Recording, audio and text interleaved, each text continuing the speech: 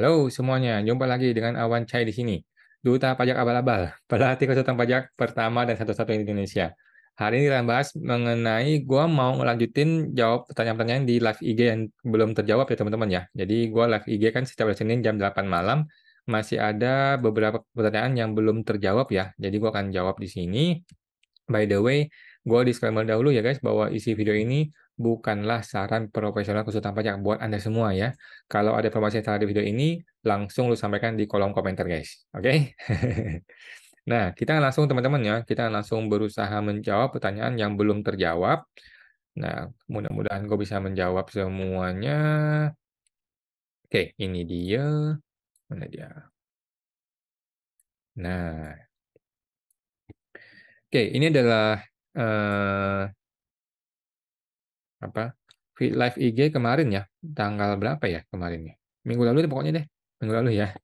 Nah, ini pertanyaannya yang belum terjawab, kita coba lihat. Bapak Oka Mahendra Putra ya, maaf kok salah tanya tadi, maksud saya perbedaan yang paling mendasar di PP23 dan PP5 apa ya kok, bingung banget soalnya, terima kasih kok. Jadi Pak Oka nggak usah bingung. Apa yang Pak Oka bingung? Apa yang Pak Oka bingung? Pada dasarnya PP23 dan PP55 itu sama saja. Oke, sama saja, tarifnya sama, semuanya sama. Nggak ada bedanya. Cuman PP55 banyak penambahan ya, karena PP55 itu lengkap sekali ya. Jadi PP23 itu terbatas pada UMKM, PP55 itu lengkap semua. Gitu sih Pak. Jadi tidak ada masalah, harusnya ya. Sama saja Pak, sama saja. Nggak usah pusing, nggak usah bingung. Sama aja. Oke, lanjut. Oka, Bapak Oka Mahendra. Kemudian Ibu Tina Mawardi, kasus sebelumnya yang Taman dari kelanjutannya bagaimana kok? Taman Sari maksudnya ya.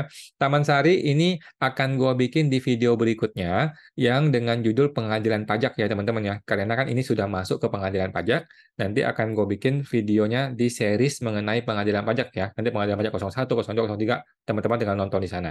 Oke.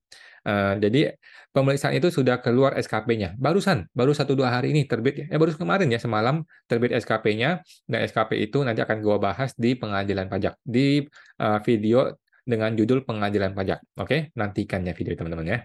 Ibu Tina. Thank you Bu Tina, semoga terbantu. Kemudian Ibu Cecilia Teja Malam Pawan, sama-sama. Malam Bu.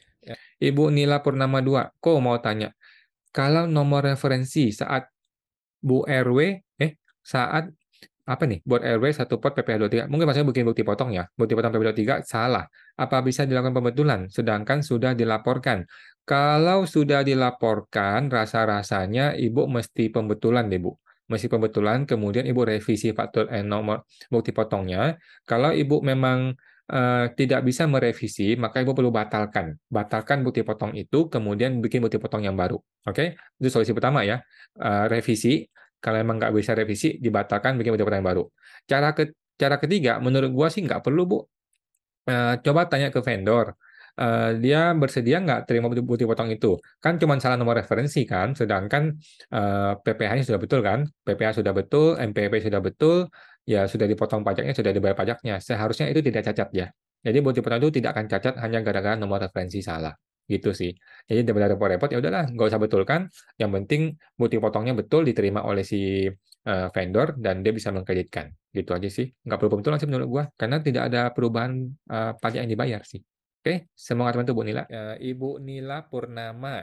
Oke, Ibu Nilu kita promo dulu teman-teman ya, program PKP, program kpp.com, ini program konsultan pajak pintar buat teman-teman semua yang mau berbisnis di pajak akunting ya teman-teman. Ini akan launching di bulan Desember ini, dan ini adalah yang terakhir di tahun 2023 ini. Mudah-mudahan teman-teman mau ikut ya.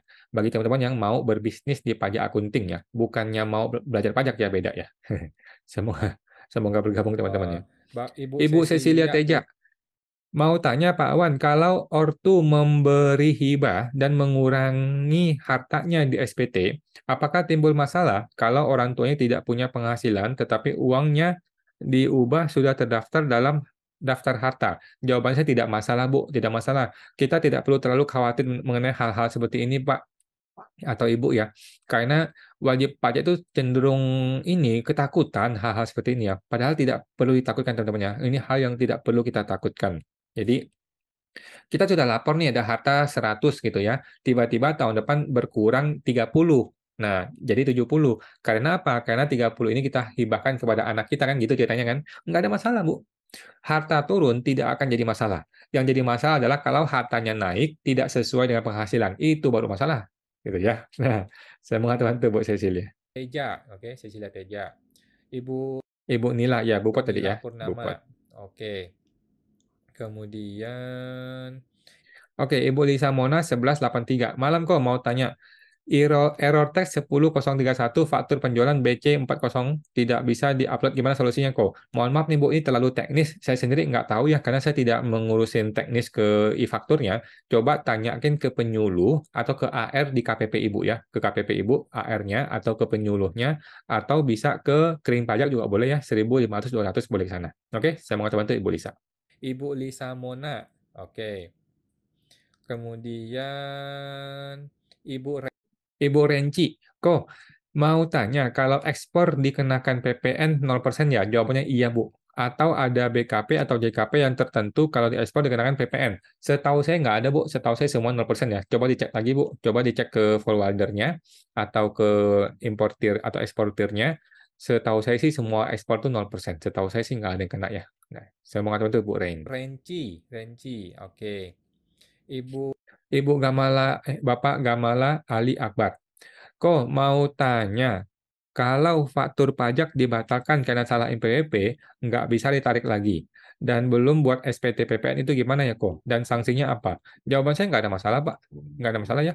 Kan Bapak membatalkan faktur kan? Sebuah faktur pajak sudah dibuat, kemudian dibatalkan, kemudian Bapak lapor kan? Nggak ada masalah, Pak. Nggak ada masalah. Ya, kalau Bapak sudah bayar, kemudian ada LB, nggak apa-apa juga. Nanti LB itu akan dikompensasi ke bulan berikutnya. Nggak ada masalah ya. Saya mengatakan itu Pak Gamal. Bapak Gamal Ali Akbar 10. Oke. Mohon maaf teman-teman ya belum saya terjawab nanti di Bapak video Ibu berikutnya ya. Angela Mary G. SN, kok mau tanya, misalnya LB perusahaan 2021 yang akan diperiksa itu tahun 2021 kah? Jawabannya iya, sudah pasti 2021 diperiksa, tetapi tahun yang sebelumnya belum tentu nggak diperiksa. Gitu ya. Jadi Bu Angela harus siap nih, kalau kita memaksakan SPT itu LB, maka pasti diperiksa tahun tersebut. Apakah tahun sebelumnya dan setelahnya itu bisa diperiksa? Bisa iya, bisa enggak. Gitu Bu ya. Kalau saya sih haram ya SPT tahunan itu LB ya. Jadi kalau SPT tahunan pasti saya paksakan menjadi kurang bayar atau minimal nihil lah. Kalau LB itu cari mati loh, cari gara-gara ya, mau pemeriksaan. Gitu ya. Nah, semoga bantu Bu Angela. Ya. Ibu Angela Merici. Oke. Bapak Yohan, thank you kok, sukses selalu sama-sama Pak Ibu Yohan. Yohan Chiu. Bapak Bapak Hayanto, apa ada yang pernah ngitung atau catat biaya hidup kok? Ada ya. Kira-kira aja, kira-kira saja gitu Pak ya. Tadi kan Bapak nanya mengenai kewajaran ya. Diperkirakan saja Pak ya. Kalau saya pribadi, gue menghitung dengan detail biaya hidup gue. Jadi budget, karena gue pernah miskin ya. Gue pernah semiskin itu di mana bahkan uang per harian pun gua setting, gue budgetin gitu ya. Karena kalau melebihi gue bisa bangkrut gitu. Gue pernah semiskin itu dan kebiasaan itu terbawa sampai hari ini gitu. Sampai hari ini pun setiap bulan gue masih membudget biaya hidup gue. Jadi gue tahu persis biaya hidup gue tuh berapa, kartu kredit gue berapa sampai ke angka angka angka terakhirnya pun gue masih tahu gitu ya. Karena gue terbiasa membudget. Nah, kalau Bapak tidak membudget, ya nggak apa-apa. Bapak perkirakan saja gitu. Nanti kalau AR mengatakan ini tidak wajar, lu tembak balik sama AR-nya. Bapak AR, mohon maaf, dasar hukumnya apa Bapak ngomong gitu ya. Gue pernah ada klien gue tinggal di PIK ya, Pantai Indah Kapuk, ditembak aja tuh 1 bulan biaya hidupnya 50 juta sama AR-nya. Berarti kan setahun 600 juta gitu ya. Wah, gue ngomel-ngomel, gue tanya, Bapak AR atau Ibu AR, mohon maaf nih, dasar hukumnya apa lo begitu? Gitu ya, lu punya kajian akademis nggak? Atau ada jurnal akademisnya nggak yang mengatakan seperti itu? Nah, nggak bisa jawab dia. Gitu kan. Jadi teman-teman nggak usah khawatir. Yang namanya biaya hidup, ikutilah kondisi sebenarnya. Tidak perlu disetting, tidak perlu dicari kewajarannya berapa, nggak perlu. Memang biaya dulu berapa gitu aja sih. Biaya dulu berapa gitu aja, gitu ya. Nah, sama teman-teman Pak Hayanto. Hayanto 33. Ibu Anis Bapak 94. Ibu Kok Anis 94 sudah dijelaskan ya. kok, kalau masih PPh final, sudah dikasih bukti lagi, tapi mereka ngotot pakai norma karena hitungannya pajaknya lebih besar. Katanya kalau nggak mau bayar dan WP berlarut-larut diancam pemeriksaan. Oke, jadi Bu Anis nggak usah khawatir. Yang pertama mesti dilakukan adalah harus direkam, Bu ya. Rekam audio ataupun audio visual ataupun live Instagram sekalian. Oke? Supaya apa? Supaya ada bukti. Omongan Ibu ini omongan yang menuduh atau memang betul? Mesti ada bukti ya. Ini omongan omong kosong atau memang betul? Harus ada bukti, teman-teman ya. Jadi Ibu harus merekam. Semua pertemuan yang berwajib pajak harus direkam. Oke? Jangan percaya dengan larangan merekam di KPP karena itu tidak ada dasar hukumnya ya. Itu adalah aturan aturan bodong itu, teman-teman ya. Oke? Semuanya harus direkam dengan jelas. Oke? Yang kedua, kalau dia ngotot pakai pakai hitungan norma, minta dasar hukumnya. Oke? Kita ini negara hukum, bukan negara neneknya si AR. Bukan ya, ini negara hukum. Minta kepada si oknum, Bapak atau Ibu, mohon maaf nih. Dasar hukumnya apa? Kenapa gue mesti pakai norma? Kenapa gue tidak boleh pakai PPh 0,5%? Tanyakan ke dia. Gitu ya. Nah, kalau dia nggak bisa jawab, tetapi masih memaksakan, ya udah, nggak usah marah-marah. Bapak AR, tolong terbitkan surat kepada saya yang menyatakan bahwa saya harus pakai norma. Nanti surat itu saya gugat ke pengadilan. Itu aja. Nggak usah basa-basi. Itu teman-teman ya. Kalau lu ketemu oknum, nggak usah basa-basi. Suruh dia terbitkan surat. Nah, nanti surat itu kita gugat ke pengadilan. Oke? Di pengadilan biar dia bongkar, kita bongkar semua isi KPP itu. Apa yang terjadi sama KPP itu. Gitu ya, Ibu Ani. Semua terbantu ya, nggak usah khawatir. Semuanya harus direkam. Gitu ya, Bu ya. Semua terbantu, Bu Ani. Oke. Bapak Bapak Hayanto 33. Rasa-rasanya sebagian besar males catat biaya hidup. Nggak perlu catat, diperkirakan saja. Ya, diperkirakan saja. Ya, perkiraan lu kan jangan jauh-jauh dari yang sebenarnya dong. Kalau lu biaya hidupnya 10 juta, jangan lu bilang cuma 3 juta. Ya, kalau biaya hidup lu 50 juta, jangan lu bilang 20, hanya gara-gara lu berpikir tetangga lu 20. Nggak bisa begitu ya. Ikutilah kondisi sebenarnya, bos. Ya, teman-teman ya. Teman-teman. Nah, semua teman itu Pak Haryanto. Hayanto, Ibu Ibu Hani 94. Gimana tanggapinnya ya, Kos, kalau seperti itu? Ya, tadi itu ya sudah saya Bu ya, sudah saya jelaskan ya. Yang pertama adalah direkam, semuanya wajib direkam lengkap. Yang kedua adalah eh, minta dasar hukumnya. Yang ketiga adalah kalau dia tetap maksa, minta surat tertulis, kemudian kita gugat ke pengadilan. Biar dia tahu rasa, teman-temannya. Pejabat itu boleh punya kewenangan, tapi tidak boleh sewenang-wenang ya. Pejabat pajak punya kewenangan iya, tapi tidak boleh sewenang-wenang. Kalau udah sewenang-wenang, kita bongkar di pengadilan pajak. Gitu teman-teman ya. Walaupun di pengadilan, ya lu tahu juga ya, tetapi kita sebagai warga negara, ya harus memperjuangkan ya. Harus memperjuangkan ya. Via Justitia Rua Caelum. Gue sampai hafal ya. Bahwa tegakkanlah keadilan walaupun langit akan runtuh. Oke, gitu teman-teman. Kalau dia mau pemeriksaan, kita tantangin pemeriksaan. Nggak apa-apa, silakan pemeriksaan Pak. Kapan mau pemeriksaan? Oke, dan dia kita laporkan ke pengadilan, ke pengaduan ya. Minta kartu pegawainya kita laporkan ke pengaduan. Gitu ya, Bapak Ibu Ani, semoga terbantu. Anis. Oke. Ibu Ibu Nita Dinita, terima kasih. Sama-sama Bu Nita, Yunita, semoga Nita terbantu. Yunita. Oke.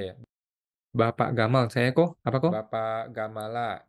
Oke. Oke. Oke, sudah semua teman-teman ya. Oke teman-teman, mohon maaf nggak bisa terjawab. Oke, sudah semua teman-teman ya. Jadi semoga terbantu teman-teman ya. Tadi gua sengaja ingat tentang tadi kasus yang AR mengancam pemeriksaan ya.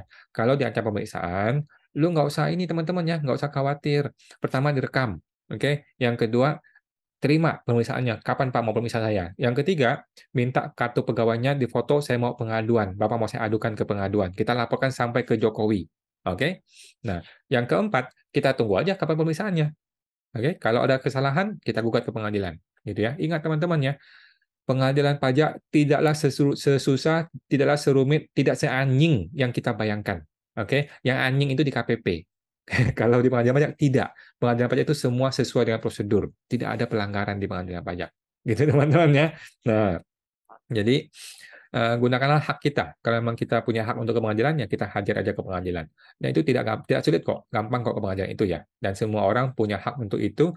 Dan buktinya pengadilan itu ramai kok. Pengadilan itu setiap hari ramai loh pengadilan pajak ya teman-teman ya. Ramai. Itu buktinya apa? Buktinya banyak kok orang yang sadar, banyak orang yang pengen memperjuangkan keadilan gitu ya.